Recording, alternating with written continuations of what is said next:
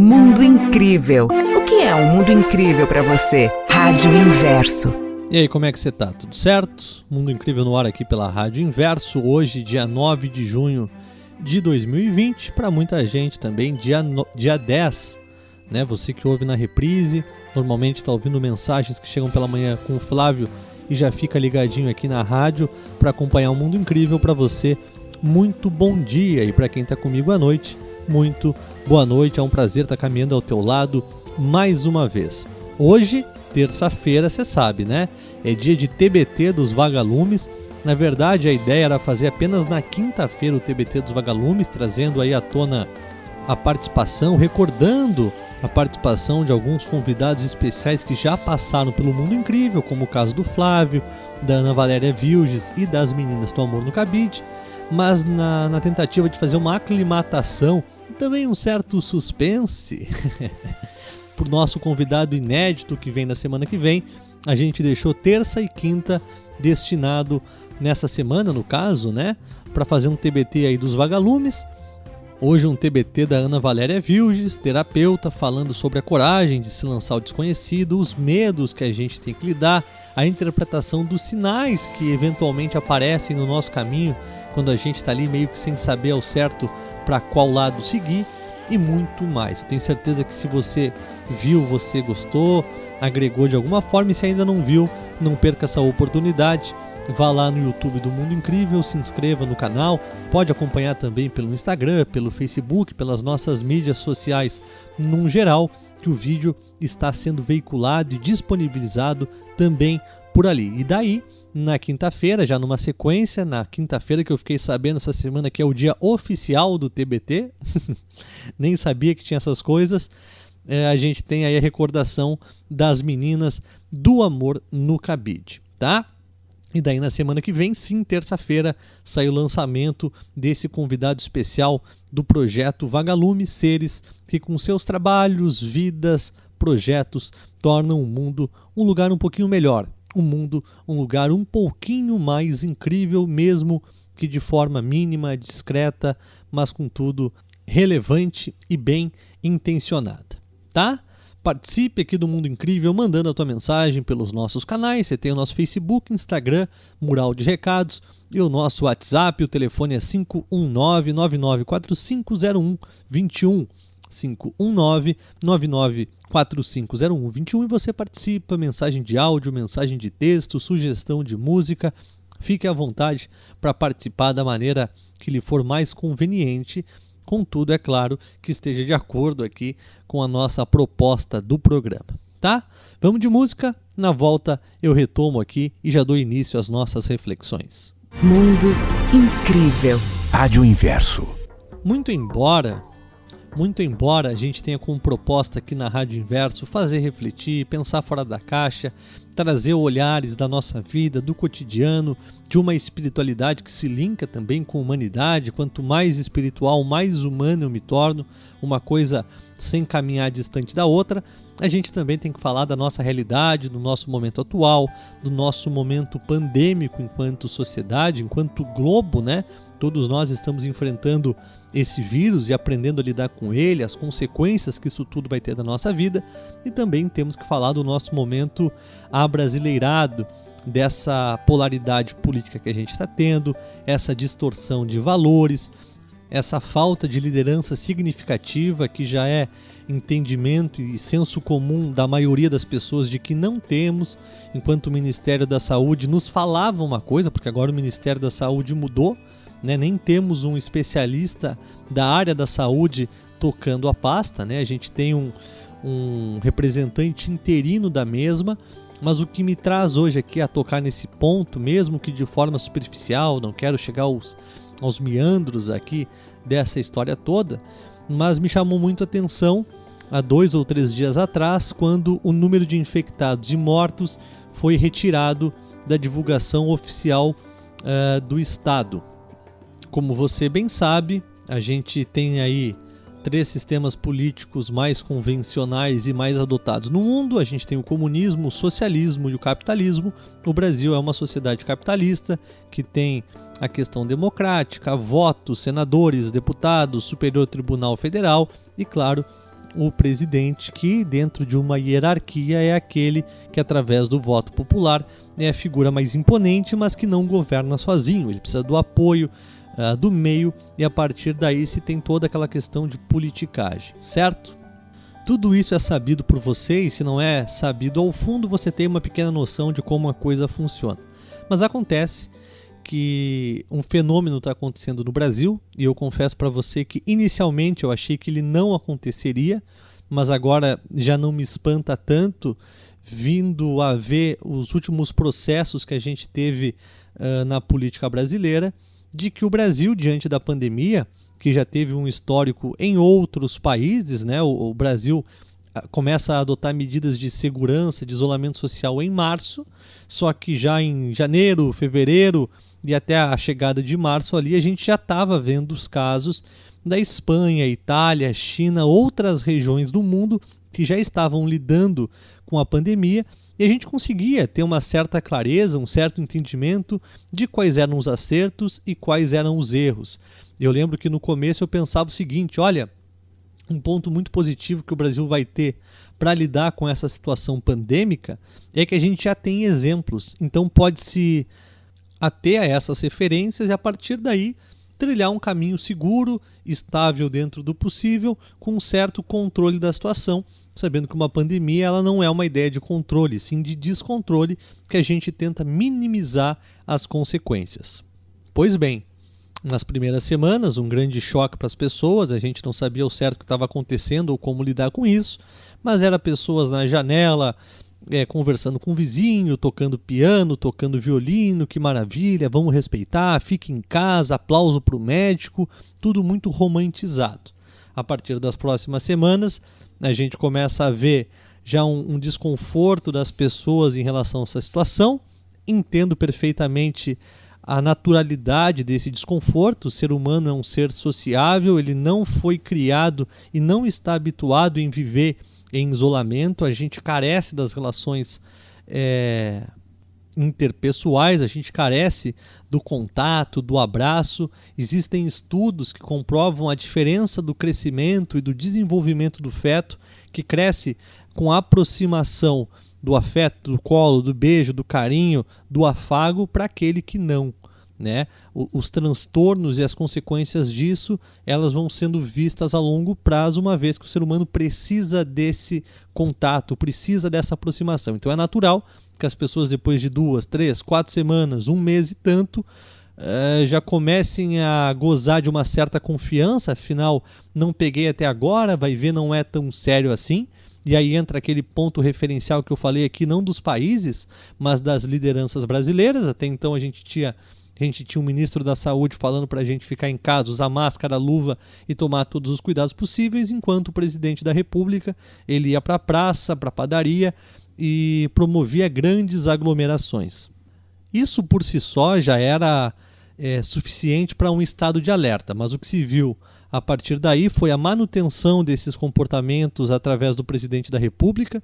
E vamos deixar bem claro aqui, eu não sou de esquerda nem de direita desde os meus 16 anos, ou melhor, acho que desde os meus 20 anos eu não voto. Eu votei na primeira eleição, assim quando eu tive que justificar o voto por uma segunda vez e me preparei todo para fazer justificativa e percebi que era só o pagamento de um boleto, e comecei a estudar mais a fundo como funcionava a política e percebi que o meu voto ele poderia sim até ter um eventual impacto, mas as escolhas que eu fazia no cotidiano eram muito mais impactantes. Era diminuto que eu escolhesse me posicionar e fazer alguma diferença, ser relevante de alguma forma, de 4 em 4 anos. Que eu podia fazer muito mais, uma vez que eu não era apenas um robô ou uma engrenagem de um mecanismo que funcionava de uma forma extremamente automatizada. Então eu não estou aqui defendendo esquerda nem direita. Se fosse o Lula que eu visse ali que tinha pontos a criticar ou a levantar, eu faria também. E você bem sabe, já me acompanha há bastante tempo, já acompanha meu trabalho e sabe que é mais ou menos por essa linha que eu sigo, tá? Voltando então ao presidente, tinha ali uma incongruência no discurso do ministro da Saúde e do presidente, que mais tarde acabou levando à saída do ministro da pasta. Foi trazido um novo ministro que durou tão pouco tempo ou menos do que isso, deve ter ficado ali cerca de um mês, com ações completamente silenciosas e tímidas em comparação ao ministro anterior, e ele também sai. E aí entra um novo ministro que não tem nenhuma formação na área médica e começa a ministrar e liberar ou flexibilizar o uso da cloroquina, e a partir daí o presidente e seus apoiadores começam a ter uma voz mais ativa, um pouco mais de autonomia para flexibilizar a economia, que há muito tempo era o discurso e a pauta que eles chamavam a atenção. Afinal de contas, o Brasil, o país é subdesenvolvido, diferente de outras potências, tem pessoas que vivem abaixo do mínimo existencial, e essas de fato, se não trabalharem, se não forem para a rua, se não conseguirem fazer o ganha-pão de cada dia, vão morrer de outras coisas. O Brasil hoje certamente já vive uma das suas maiores crises econômicas. O dinheiro disponibilizado pelo Banco Central para poder fazer essa movimentação de auxílio emergencial de R$600 para tantas e tantas pessoas é uma conta que a gente vai pagar ao longo dos anos.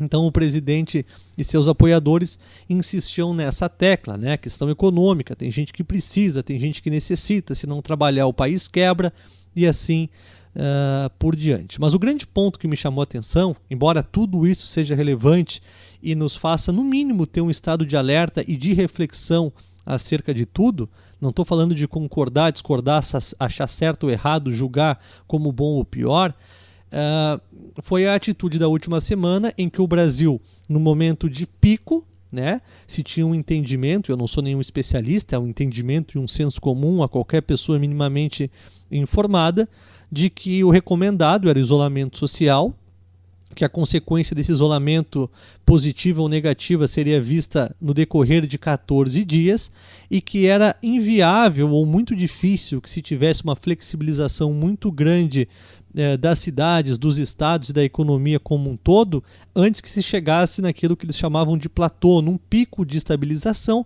a partir daí início de uma queda no número de casos e, consequentemente, no número de mortos. Acontece que o Brasil, antes mesmo de chegar nesse pico, ele começa a flexibilizar, o número de casos naturalmente aumenta, o Brasil chegando a 1.000, 1.100, 1.200, 1.300 mortos, e aí o que a gente vê? Muito mais do que a liberação da cloroquina, que é um assunto discutido até hoje, ajuda, não ajuda, convém ou não convém, é relevante ou não é relevante, a gente teve a omissão, vamos colocar dessa maneira, dos dados oficiais do Estado, do país como um todo. De repente, a gente que estava conseguindo acompanhar diariamente a evolução dos casos, o número de infectados, o número de leitos, o número de mortos, se deparou com a seguinte situação. A partir de agora, o Ministério da Saúde adotará uma nova medida de divulgação dos números. Teve também, em um determinado momento, uma alteração nos dados. Não foram 1.000 mortos, foram 600, foram 500, e tudo isso vai trazendo uma pulguinha atrás da orelha. Mas veja só você, é quase que um compromisso num sistema capitalista e democrático que as pessoas saibam o que está acontecendo. Para você ter noção, na Coreia do Norte, que tem um modelo completamente oposto ao nosso, que tem uma figura de liderança, né?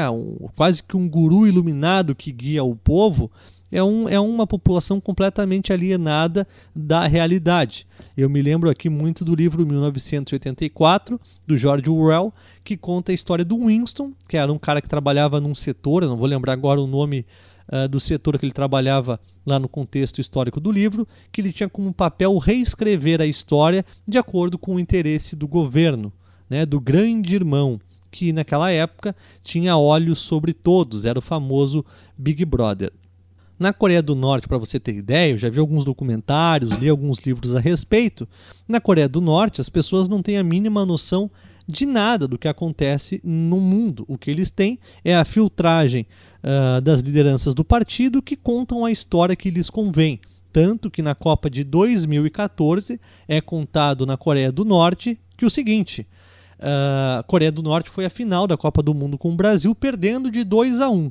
Então você imagina isso, Coreia do Norte, um país sem nenhuma tradição no futebol, participou de fato de uma ou outra Copa do Mundo. Agora não vou conseguir, não sou um especialista na área para falar participou de tantas ou tantas, mas jamais teria condições de chegar numa final de Copa do Mundo e rivalizar com o Brasil. Nem o Brasil mesmo chegou na final da Copa do Mundo de 2014. O Brasil foi eliminado na semifinal para a Alemanha naquele fatídico 7-1, né? No fatídico 7-1. Então você imagina, lá se entende isso. Fora outros mitos e lendas, nos lembrando o tempo da caverna, em que o ser humano tentava, através do mito e das lendas, explicar os fenômenos da natureza.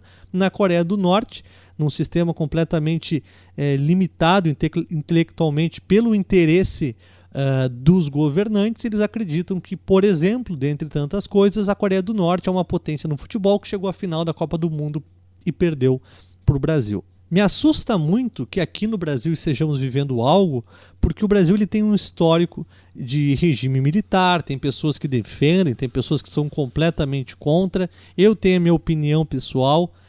Eu acho que tudo aquilo que priva o ser humano, que já luta para ter uma liberdade maior, de uma maior liberdade, da maneira que a gente sabe que foi, autoritarista, agressiva, violenta, com muitas mortes, eu acho assim que é lamentável e não cabe. No meu cenário de mundo incrível, mundo ideal, a gente ia se compadecer da dor do outro, a gente não ia ter problema de dividir opinião, olhares e lidar com as coisas em verdade. Acontece que o mundo incrível é uma grande utopia, que eu não acredito que seja possível viver, a não ser uma questão interna de transformação pessoal, em que eu modifico o meu mundo e a partir daí modifico a minha pequena bolha nas pessoas que me cercam. Mas me chama a atenção que o Brasil em 2020, na era da informação, na era do conhecimento, em que a gente está tentando lidar e quebrar alguns tabus, sejam eles religiosos, de gênero, de racismo, a gente venha para uma ideia de totalitarismo em que a gente pode modificar as histórias, contabilizar de uma outra maneira o número de infectados, omitir hoje, divulgar amanhã de uma outra maneira, de uma outra forma, com uma outra linguagem, e a gente começa a ver, de fato, uma mudança de postura política, não só de discurso, porque a gente já tem visto isso na prática há algum tempo, mas de medidas e posturas políticas que aí vão afetar a todos, não só aqueles que votam na esquerda ou na direita, mas todo ser humano que viva no Brasil. Eu não sou adepto de bater panela, de gritar, de xingar vizinho, de discussão calorosa, porque eu acho que as coisas elas são mais evolutivas, vamos colocar dessa maneira, quando a gente tem bom senso, quando a gente é capaz de conversar, tem senso crítico, tem opinião própria, está disposto a se corrigir, se perceber que errou, de tentar melhorar. Eu acho que a gente cresce enquanto ser humano assim. Todas as conversas que eu procuro ter, todos os diálogos que eu abro, inclusive os aqui da rádio, eles são passíveis de eu chegar para você no dia seguinte e falar: olha, lembra do que eu falei ontem? E eu discordo, mudei de opinião, penso diferente.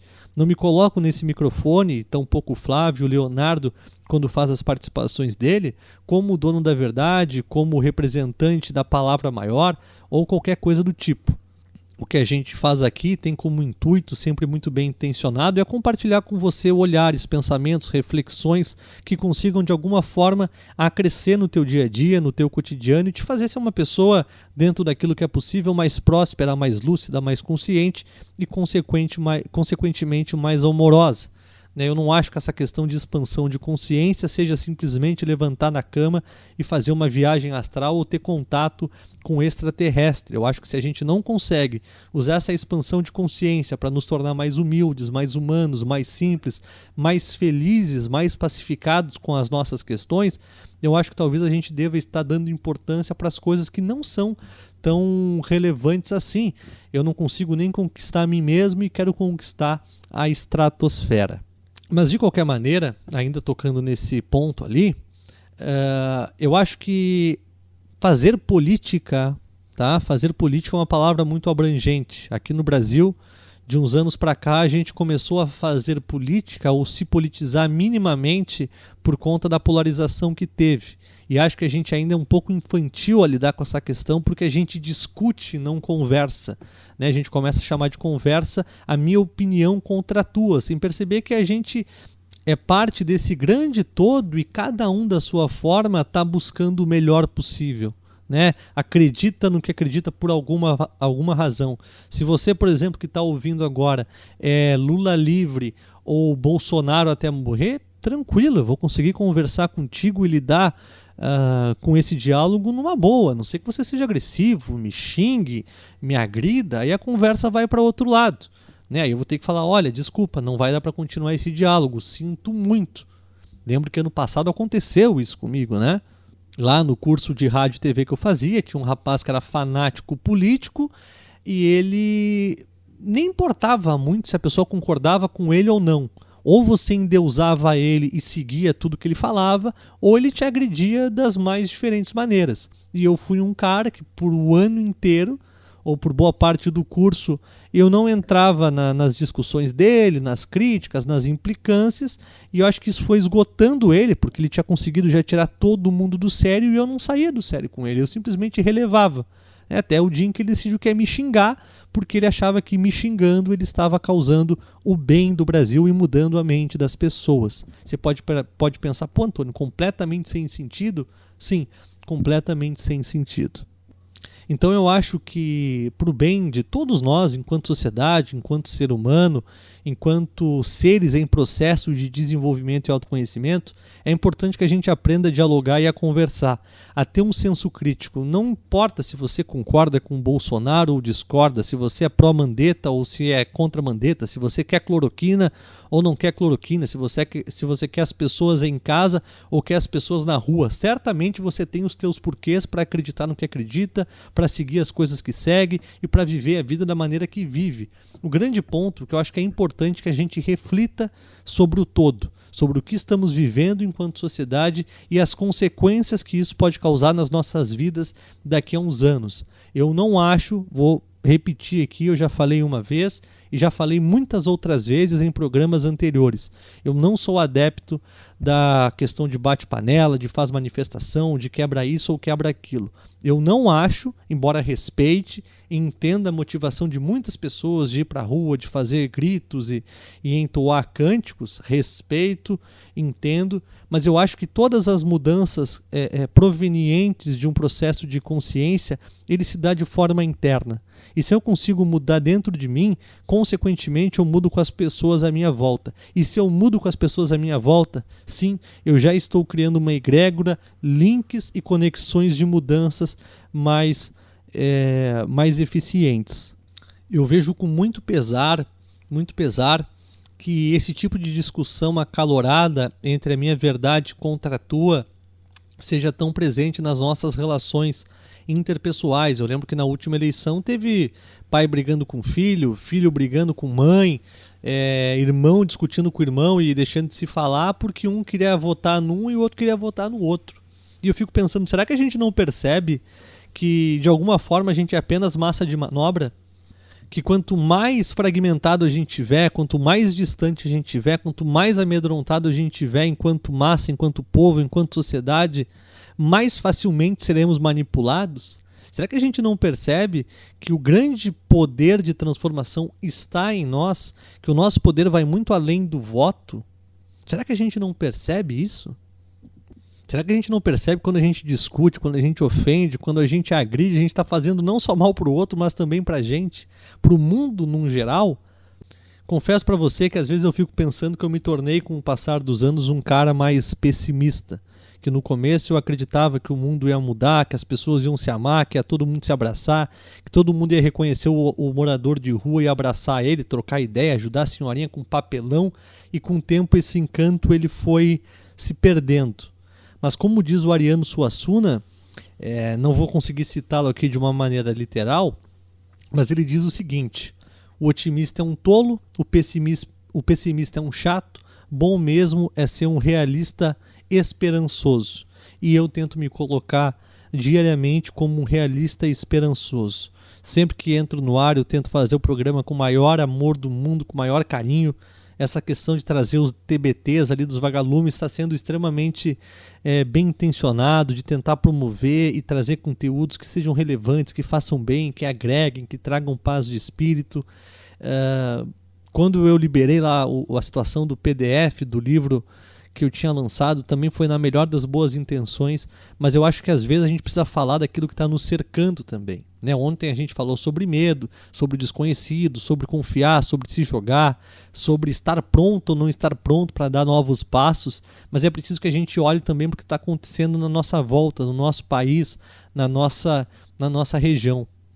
Porque uma vez que a gente está inflamado, cansado, esgotado, preocupado, inseguro, como de alguma forma, em algum nível todos nós estamos, é muito fácil que a gente perca a cabeça e siga por caminhos que talvez não sejam os melhores.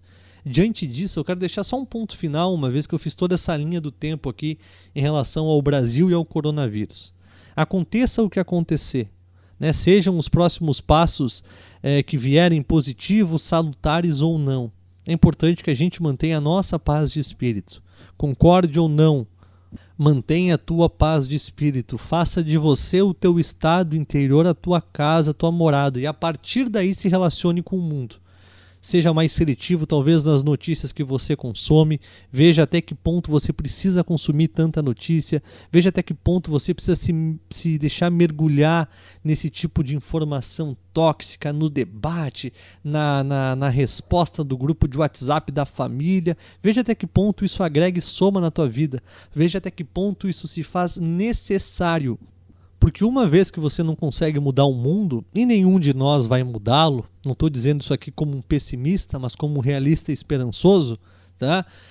Mude o teu mundo, muda na tua casa, muda com a tua esposa, com o teu marido, com o teu filho, com o teu avô, com o teu pai, com a tua mãe, muda com as pessoas à tua volta, muda com os teus amigos, muda com os teus vizinhos, muda com as pessoas do teu trabalho, com a moça que você encontra no mercado, com o moço que você encontra na lotérica, mude com as pessoas que você convive, mude contigo, muda a tua relação contigo. Isso aqui não é discurso de livro de autoajuda dos 7 poderes para o sucesso transpessoal, não.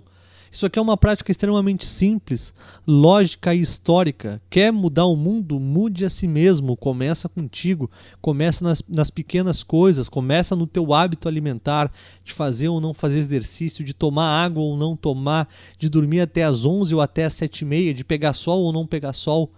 Começa com você. A partir do momento que você se fizer seu centro, a partir do teu centro você se relaciona com o mundo, tenha certeza que naturalmente, como consequência dos processos, a tua vida vai começar a acompanhar a prosperidade que você vive dentro. Não é de fora para dentro, embora a gente tenha influências externas sem dúvida alguma. Quando o processo acontece de fora para dentro, seja filtro e não esponja. E a partir do momento que o processo vai de dentro para fora, deixa exalar todo o amor que te habita, que eu tenho certeza, olha, do fundo do coração, seja você esquerda, direita, seja Bolsonaro até morrer, ou seja Lula livre, vamos até o fim. Não importa, do fundo do coração, não importa, seja você quem for, tenha a idade que tiver, acreditando no que acredite, com religião ou sem religião, o ateu ou o mais religioso do mundo, não importa. Todos temos amor no coração, todos temos necessidade de contato, de comunicação, e todo mundo quer melhorar, todo mundo quer o melhor, de uma forma ou de outra, mesmo que cada um pense o melhor de uma maneira completamente distinta. Viva e dê vazão ao amor que existe em ti. Sem dúvida alguma, em algum momento, seja o momento que for, os nossos amores exalados se encontrarão e a gente vai entender que tudo valeu a pena, tá? Rádio Inverso, mundo incrível.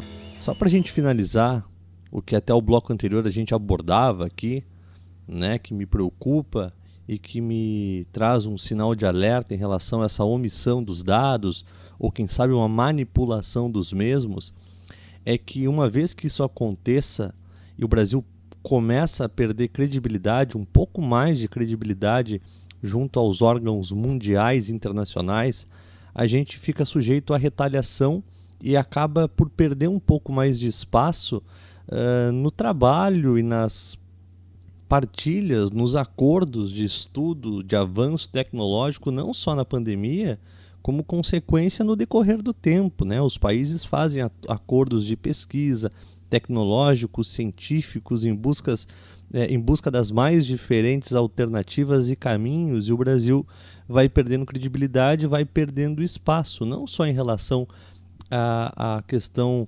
pandêmica que a gente está vivendo, né? E um outro ponto delicado e importante também que se destaca aqui é a questão de que com essa omissão de dados, ao menos incerteza dos mesmos, a gente fica sem saber ao certo aonde é que estamos. É uma terra de cego guiado por cego, né? Em que pé que está essa situação? Está evoluindo? Está diminuindo?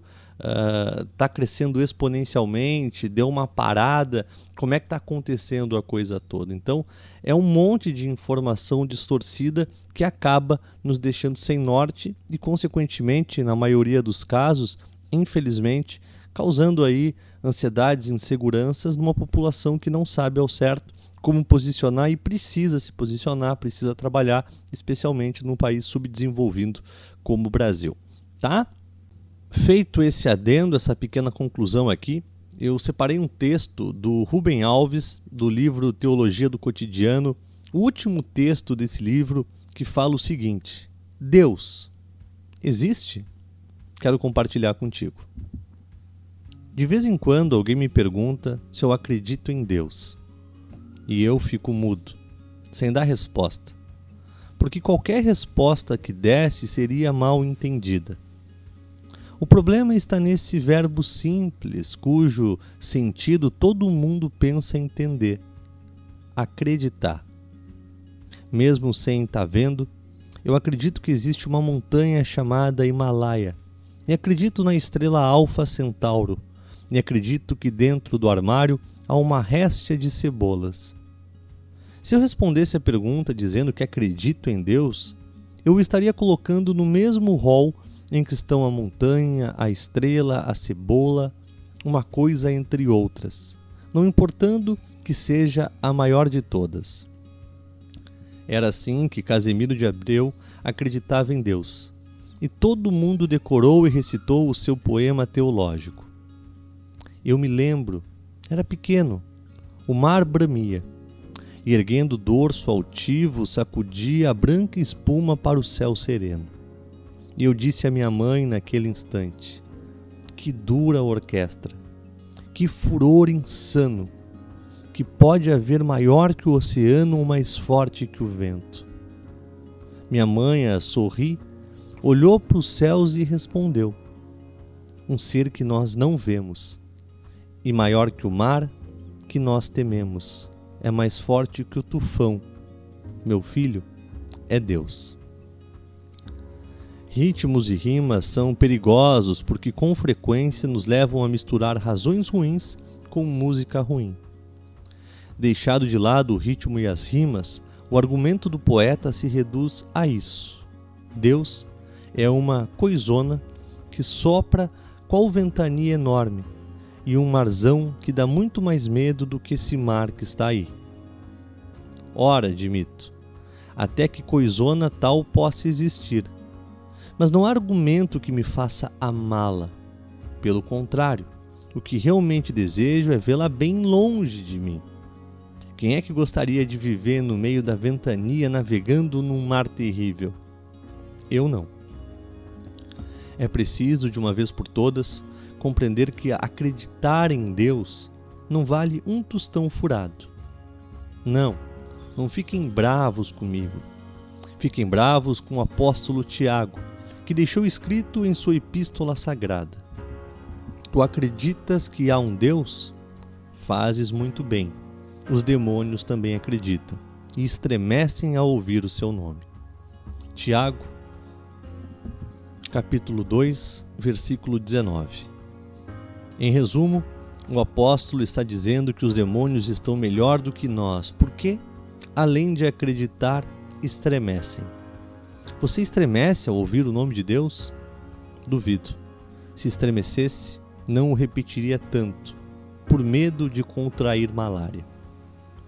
Enquanto escrevo, estou ouvindo a sonata Appassionata de Beethoven, a mesma que Lenin poderia ouvir o dia inteiro sem se cansar, e o seu efeito era tal que ele tinha medo de ser magicamente transformado em alegria e amor, sentimentos incompatíveis com as necessidades revolucionárias, entre parênteses, o que explica as razões por que ativistas políticos geralmente não se dão bem com música clássica.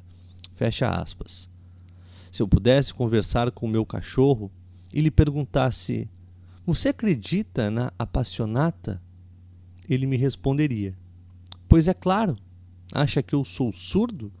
Estou ouvindo. E por sinal, esse barulho está perturbando o meu sono. Mas eu, ao contrário do meu cachorro, tive vontade de chorar por causa da beleza. A beleza tomou conta do meu corpo, que ficou arrepiado. A beleza se fez carne. Mas eu sei que a sonata tem uma existência efêmera. Dentro de poucos minutos só haverá silêncio. Ela viverá em mim como memória. Assim é a forma de existência dos objetos de amor. Não como a montanha, a estrela, a cebola, mas como saudade. E eu, então, pensarei que é preciso tomar providências para que a sonata ressuscite de sua morte. Leio e releio os poemas de Cecília Meirelles. Por que releio, se já os li? Porque releio, se sei de cor as palavras que vou ler. Porque a alma não se cansa da beleza. Beleza é aquilo que faz o corpo tremer. As cenas que ela descreve, que eu sei, existirão eternamente. Ou inversamente, porque existiam eternamente, ela as escreveu. O crepúsculo é este sossego do céu, com nuvens paralelas e uma última cor penetrando nas árvores, até os pássaros, e essa curva de pombos rente aos telhados, e este cantar de galos e rolas muito longe, e mais longe o abrolhar de estrelas brancas, ainda servi-luz. Que existência frágil tem um poema, mais frágil que a montanha, a estrela, a cebola. Poemas são meras palavras que dependem de alguém que as escreva, leia, recite. No entanto, as palavras fazem com o meu corpo aquilo que o universo inteiro não pode fazer. Fui jantar com um empresário rico que acredita em Deus, mas me disse não compreender as razões porque puseram o retrato de Cecília Meirelles, uma mulher velha e feia, numa cédula do nosso dinheiro. Melhor ter sido retrato da Xuxa. Do ponto de vista da existência, ele estava certo. A Xuxa tem mais realidade do que a Cecília. E ela tem uma densidade imagética e monetária que a Cecília não tem e nunca quis ter. A Cecília é um ser etéreo, semelhante às nuvens do crepúsculo, à espuma do mar, o voo dos pássaros. E, no entanto, eu sei que os seus poemas viverão eternamente, porque são belos. A beleza é entidade volátil, toca a pele e rápido se vai. Por isso, a que nos referimos pelo nome de Deus é assim mesmo, um grande, enorme vazio, que contém toda a beleza do universo. Se o vaso não fosse vazio, nele não se plantariam as flores. Se o copo não fosse vazio, com ele não se beberia a água. Se a boca não fosse vazia, com ela não se comeria o fruto. Se o útero não fosse vazio, nele não cresceria a vida. Se o céu não fosse vazio, nele não voariam os pássaros, nem as nuvens, nem as pipas. E assim, me atrevendo a usar a ontologia de Riobaldo, eu posso dizer que Deus tem de existir. Tem beleza demais no universo, e beleza não pode ser perdida. E Deus é esse vazio sem fim, gamela infinita, que pelo universo vai colhendo e ajuntando toda a beleza que há, garantindo que nada se perderá, dizendo que tudo o que se amou e se perdeu haverá de voltar, se repetirá de novo. Deus existe para tranquilizar a saudade. Posso então responder à pergunta que me fizeram. É claro que acredito em Deus, do jeito como acredito nas cores do crepúsculo, do jeito como acredito no perfume da murta, do jeito como acredito na beleza da sonata, do jeito como acredito na alegria da criança que brinca, do jeito como acredito na beleza do olhar que me contempla em silêncio. Tudo tão frágil, tão inexistente, mas me faz chorar. E se me faz chorar, é sagrado. É um pedaço de Deus. Dizia o poeta Valery, que seria de nós sem o socorro daquilo que não existe. Chegamos aqui então a mais um final do Mundo Incrível. Muito obrigado a você pela companhia, pela oportunidade de caminhar ao teu lado. A quem está ouvindo de manhã, desejo um lindo dia para você. Espero que as nossas reflexões, as nossas conversas de hoje tenham agregado minimamente e te feito bem. E a quem está ouvindo à noite, obrigado igualmente pela tua presença. Bom restinho de noite para você, bom descanso, durma bem. E amanhã estamos de volta aqui na Rádio Inverso, porque a vida tem muitos sentidos. Um forte abraço, um beijo no coração, fique bem e até lá. Valeu! Você ouviu Mundo Incrível, Rádio Inverso.